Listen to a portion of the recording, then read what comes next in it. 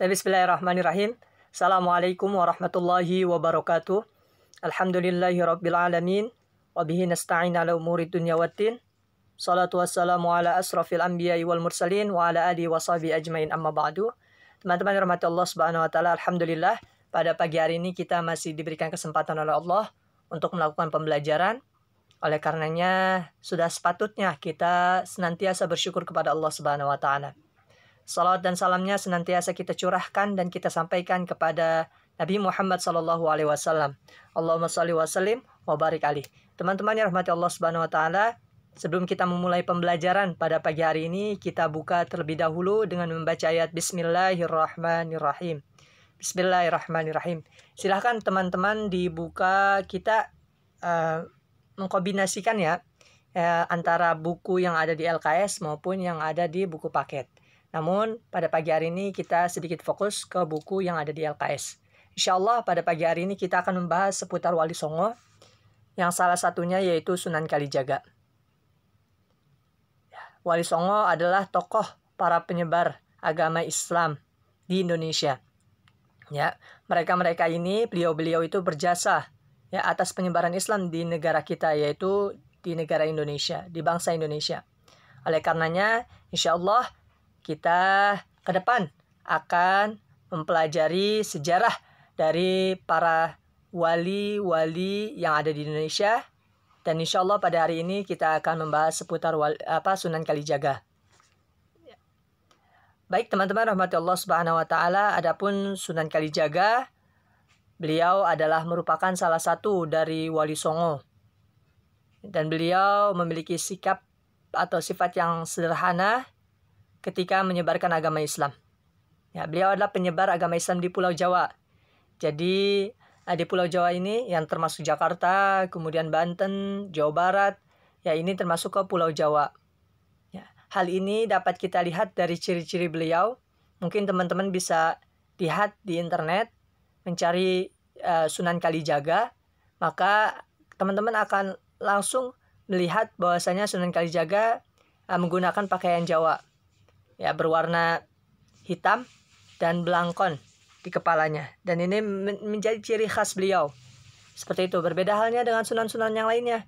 Sunan-sunan yang lainnya itu biasanya memakai sorban dan pakaian yang berwarna putih. Seperti itu. Adapun Sunan Kalijaga diperkenankan beliau lahir pada tahun 1450 Masehi.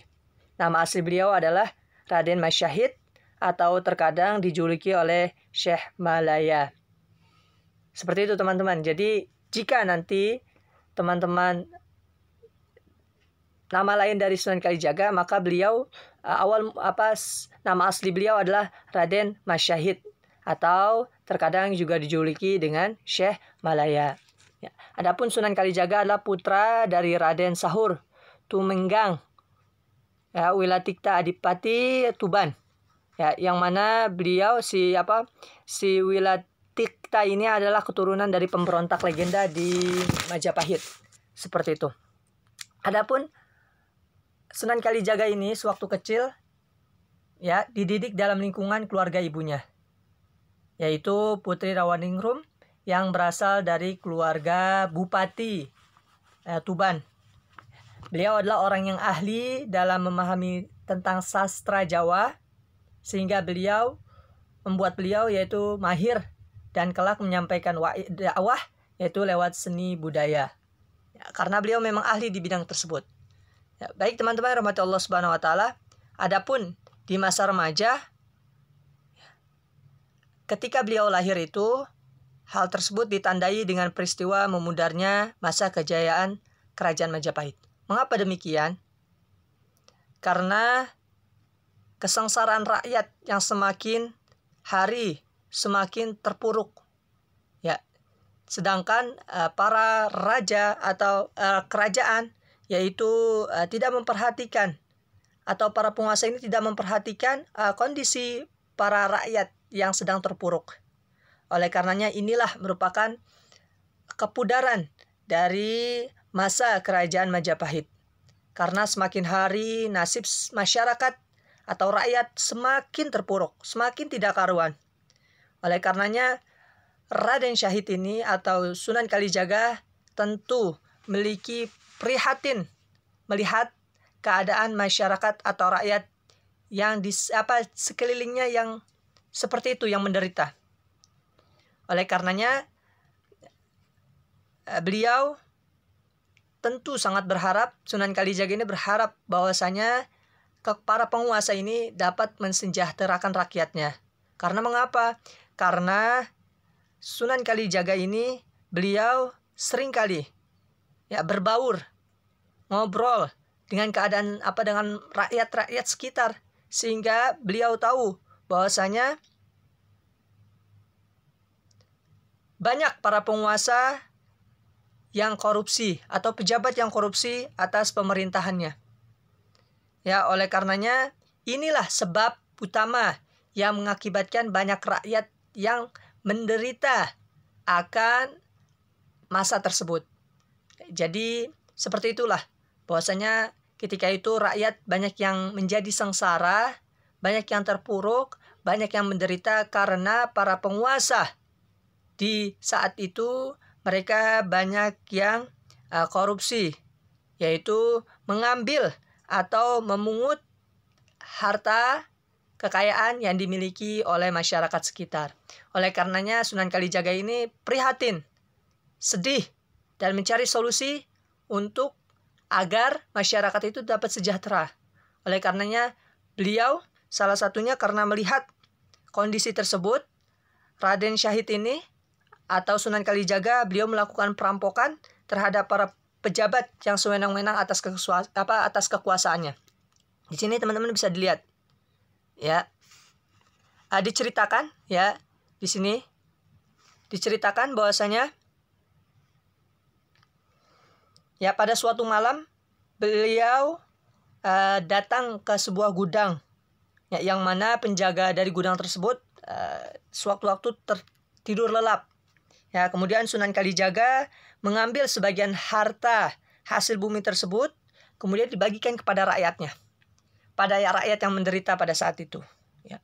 Mungkin di awal itu tidak diketahui oleh raja atau para penguasa, tidak diketahui oleh para penguasa. Namun semakin hari, semakin lama, ternyata perlakuan yang dilakukan oleh Sunan Kalijaga ini diketahui oleh para penguasa pada saat itu. Oleh karenanya Sunan Kalijaga ini setelah diketahui maka beliau diusir. Ya, beliau diusir ke sebuah rumah di lokasinya di sini ada Lokajaya atau di hutan Jatisari, maaf. Beliau diasingkan atau diusir tempat tinggal yaitu di hutan Jatisari. Ya, sehingga karena perlakuan beliau yang demikian, yang mengambil harta rampasan dari penguasa kemudian dibagikan kepada masyarakat sekitar yang menderita, oleh karenanya beliau mendapatkan julukan Lokajaya. Ya, di sini ada Lokajaya.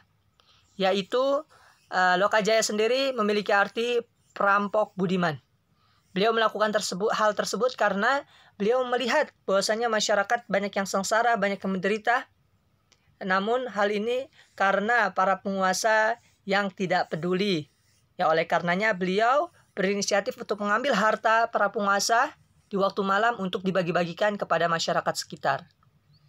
Baik teman-teman yang rahmati Allah Subhanahu wa taala, akhirnya ketika diusir ya di tempat yang tadi Kakak sampaikan di hutan Jatisari, ya, kemudian suatu ketika beliau atau Sunan Kalijaga ini ingin kembali untuk merampok.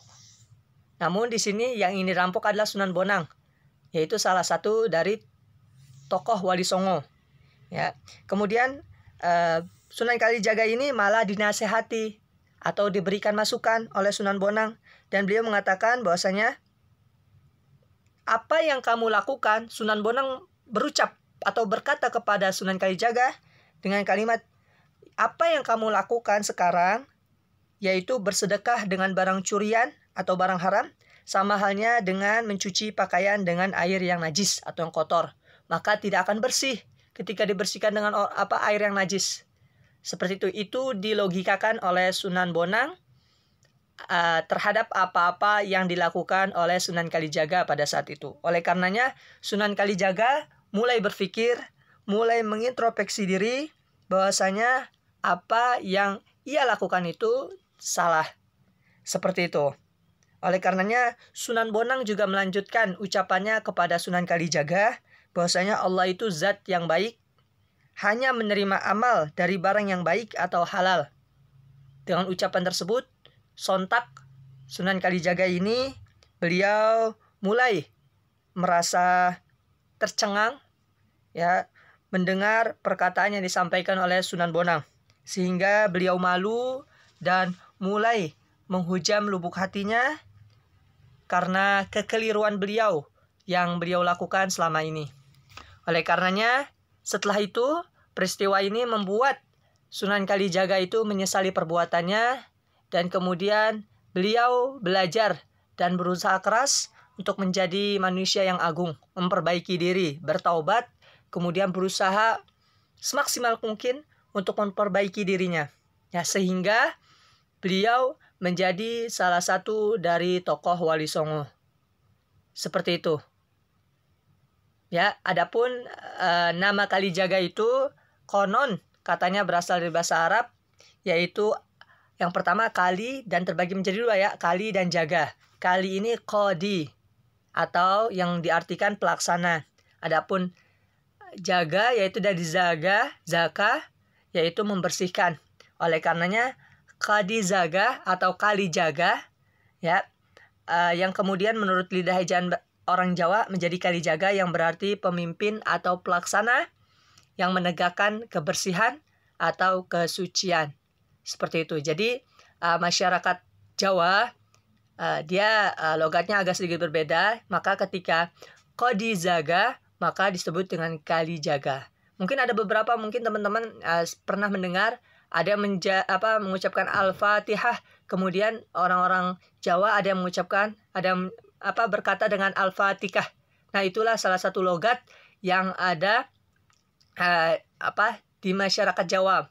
Ya, tentu hal ini tetap harus diusahakan sesuai dengan kaidah Al-Fatihah, Al-Fatihah. Namun terkadang kalau memang sekiranya sudah menjadi lafaz yang susah untuk diubah, maka itu tidak mengapa, seperti itu.